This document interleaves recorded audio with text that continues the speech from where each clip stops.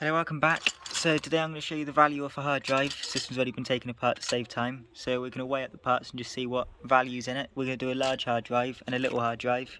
So a laptop and a computer one. And we'll work out an average amount. Obviously they're all going to be worth different, but it's pretty typical, they all are. So we'll weigh it up, we'll weigh all the aluminium, steel, the chips. We'll take the chips and pins, but I'll do that off camera so it's not wasting any of your time. We'll weigh it all up. So we got 1/4 of a kilo of aluminium, which is worth about 40p a kilo at the moment, so that's 10p, or I don't know, 15 cents in America. I've thrown this in with it just because it is platinum plated, but it's really thin, it's not worth worrying about. And then this has a little bit of steel in, but my yard won't mind the little centrepiece of steel. And obviously your main piece is aluminium. There's gold there as well, but I don't normally worry about that because it's only a small amount. Next we've got the steel, worth 10p a kilo, not even that. We got 63 grams, so that's like half a penny, it's not much. We got the magnets, they sell for about 10p each. I know people say they're worth like a quid or $1 or whatever, but they never really sell at that.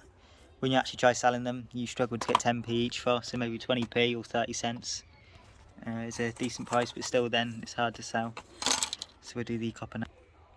So these can be either copper or aluminium. This one's copper, it's less than a gram, worth very little. Little motor you get inside, 6.7 grams. And then we got the motherboard, which I'll take apart now off camera and we'll show you the value. We also have, which attaches to the reader arm, is these. Sometimes they're gold, sometimes they're not. These ones are gold. So I'll take them off with the thing and we'll weigh it all up. So we'll just do gold pins now. This board was probably a little bit, not the board, the RAM was probably, not RAM, hard drive was probably a bit above average. But we'll see a rough idea for each. So 2.2 grams, they yield about 2 to 3 grams, well about 1 to 2 actually, grams of gold per kilo, those pins. And a gram of gold is £40 or about $70 or $60. So there's about 25p worth of gold there.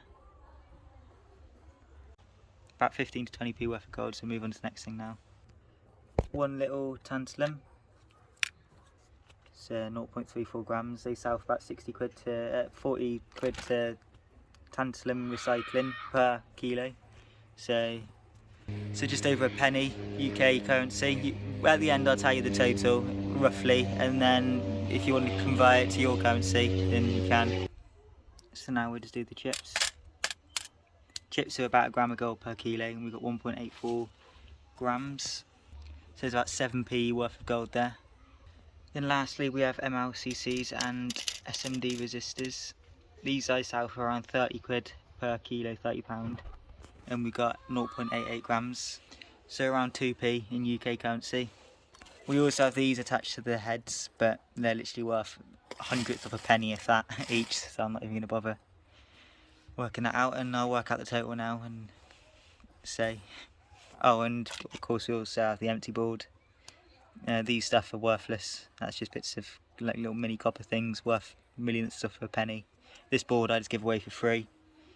In total we've got just under 60p worth of stuff from that hard drive, which in your currency you have to work out, like in American dollars it'd be close to $1 for the whole hard drive. But then you're also left with the hassle of having to sell your magnets and taking the stuff to the yard and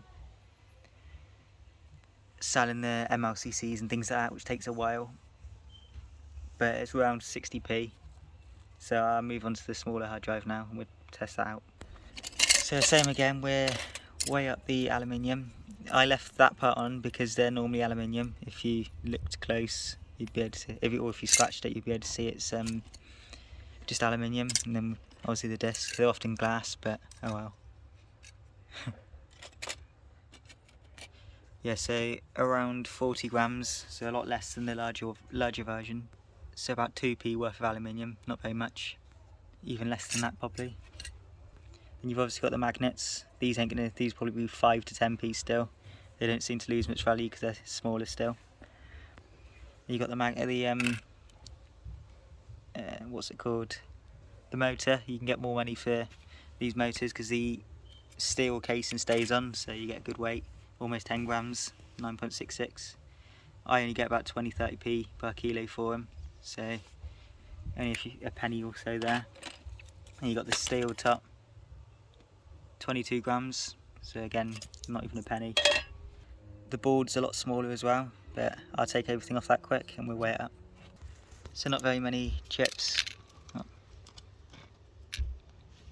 So 1.35 grams, so literally about 5p worth of gold. You also got to put into consideration the hassle of refining it. So we've got some gold pins, pretty similar to the pin. Yeah, basically the same pins as the ones on the bigger hard drive, just under half a gram, 0.41. So around 2.5 to 3p worth of gold, not very much again. But these little amounts add up, there's only one hard drive, remember. Then the MLCCs I'll do another time, they're not worth doing for this video. There's such a small amount, there's not even a quarter of a gram there, so it's probably 2p or a penny worth there. So in total it's just under, well, around 20p per small hard drive and around 60p per large hard drive. Obviously they're all going to depend, but that adds up to about what I get anyway when I do large amounts. Even when I do like 100 hard drives, I've not long done a couple hundred, and I got around that in total, so it's a good number to look around. Anyway, thanks for watching. Don't forget to like and subscribe and leave a comment down below on any video ideas you have. Bye bye.